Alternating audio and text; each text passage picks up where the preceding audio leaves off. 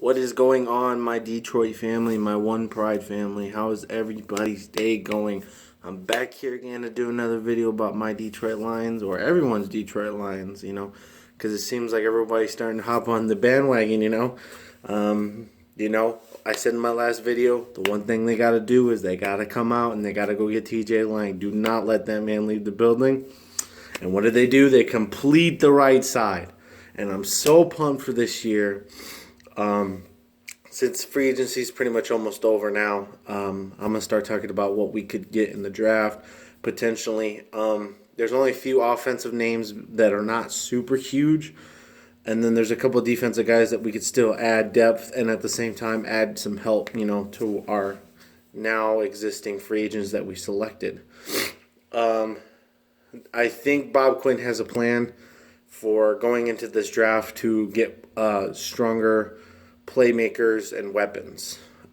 He went out and he got our missing holes and what we needed exactly in depth wise and on the O linemen. And now I think it's just going to be a mixture of everything. Last year was a lot of O linemen and a couple of defensive players.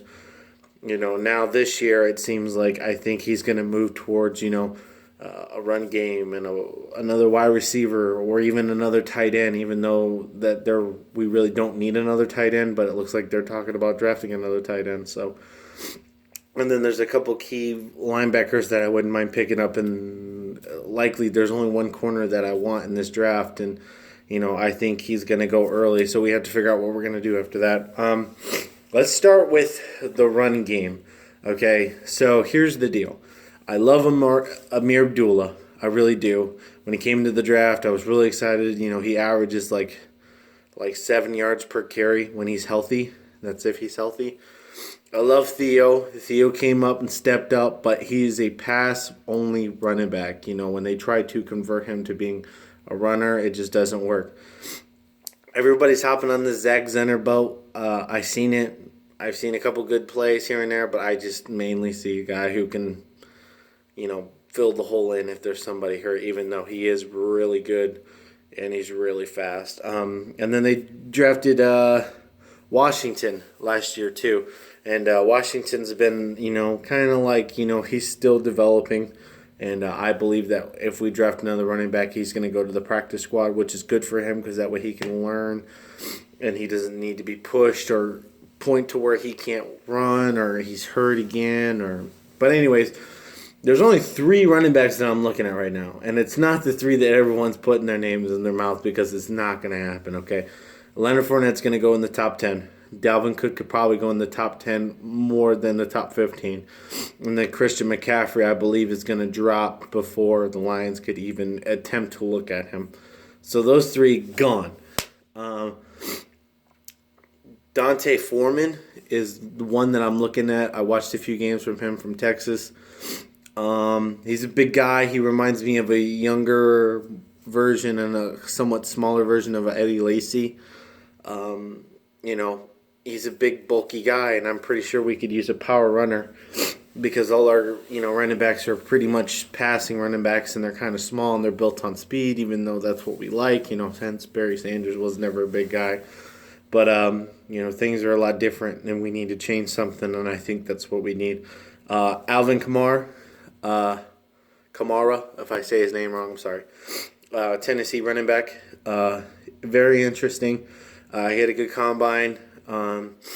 He's really elusive with the one cut, which I like. It reminds me a lot of Le'Veon Bell with the one cut. He doesn't look like he's very patient with the one cut, though, and that's what I'm scared of because Amir Abdullah has that problem where he cuts so fast that his knees and his ankles can't keep up with him to where, it could lead to an injury, and that's where I see this guy going, even though it would be a nice addition to add. And finally, the running back that I've been looking at this entire time since I watched him in college, this is one player that I like, even though he has messed up his draft prospect because of the dumb things that these kids do these days. I do not agree what he did. Okay, let's just be honest. I do not agree what he did. What he did was messed up, and I'm a little upset at him because I really liked him as a player, even though I'm not a fan of Oklahoma. I'm going to say Joe Mixon. Joe came out on his pro day and saying what we all wanted to hear. And I believe, I'm not saying I believe him, I just want to see it to believe it. You feel me?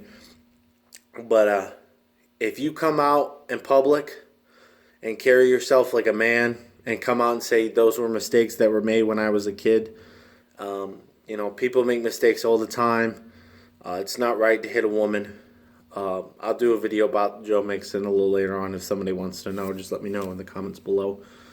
But Joe Mixon is a guy that we could use. He's very talented. I've seen a couple games where I'm looking at him going, this is the guy. This is the guy that we could use on that up-vamped new offensive line and could give Stafford a few more, plays where he doesn't have to worry about passing the ball 50, 60 times a game.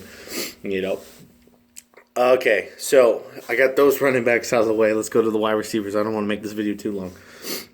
There's only two that I'm really looking at. A lot of the wide receivers that a lot of people are talking about, they're probably going to go first.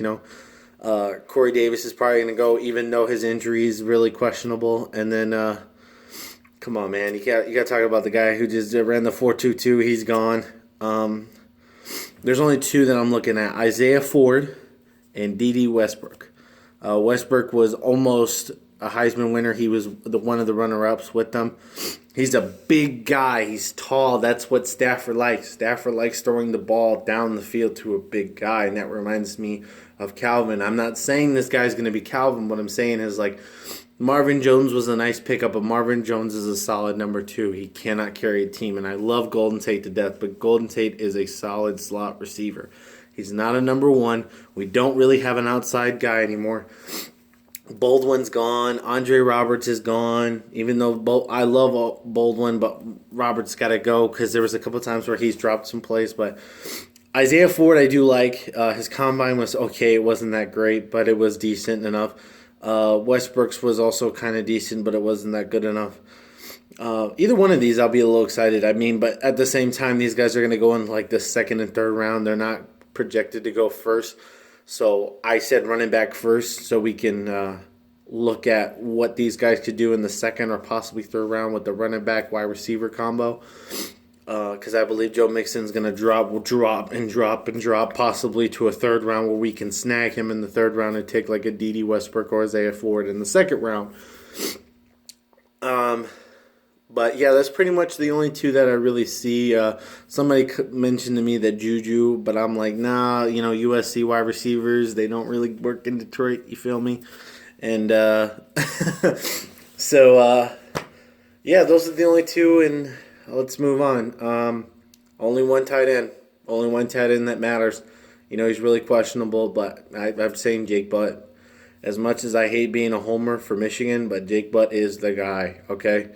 This guy is built like Greg Olsen. He runs like Greg Olsen. He can spread it out like Jimmy Graham. I'm not saying he's a first-round pick, and I'm not saying he's going to be a future Hall of Famer, but he played in this system that works in the NFL.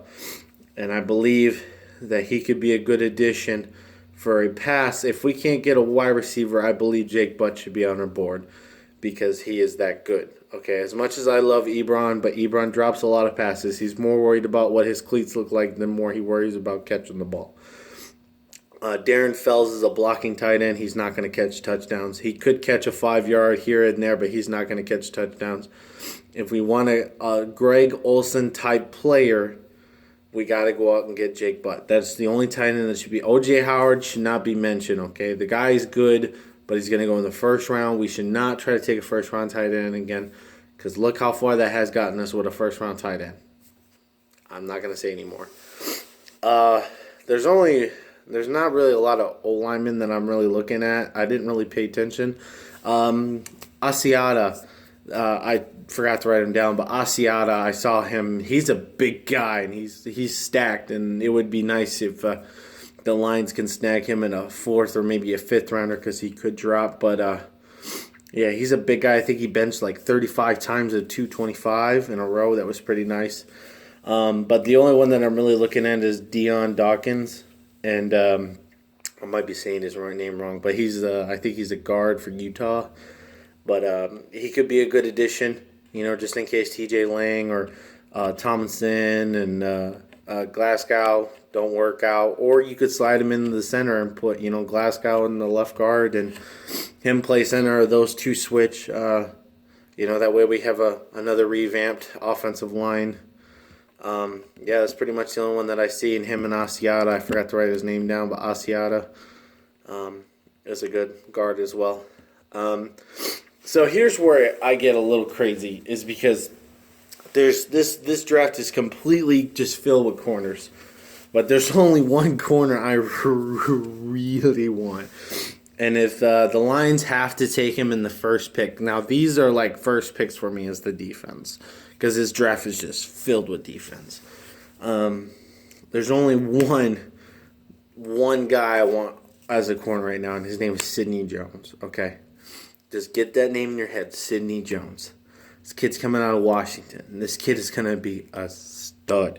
I told everybody that Marcus Peters was gonna be a stud. I was a little wrong on Jalen Ramsey. I told everybody that Jalen Ramsey was going to be a stud, but it seems like it's a little iffy with Jalen Ramsey. So I'm 1.5 for 2, technically, because Ramsey still had a good year. But Sidney Jones is going to be stacked. There's a bunch of teams that are looking at this corner. Everyone thought the two corners from Florida, I think it's like Quincy and Tarbo, they both had awful combines, and they did not help. And I still don't believe that they should go in the first round. I believe that they'll be like a second round, maybe a possible third round. Bentley is the other one that we were looking at. I like him. I watched a little bit of his highlights before I did this video, and it's okay. It's not the greatest work I've seen. But this kid, Sidney Jones, go out there and watch this kid. Can you imagine the corners that we could have on this team as a roster? We could have Slay, Sidney Jones on the outside, and to watch the inside slot is DJ. It's a perfect marriage. These guys would just work so well together that we would not put a lot of stress on a linebacker or on a safety, because Slay can shut down. If Sidney Jones can come in and play a Marcus Peters / Jalen Ramsey type player where he can shut down the number 2 guy straight up, it would be a great addition. And then all you have to worry about is DJ Hayden. But, at the same time, he had a really good year last year, and they put him in the slot.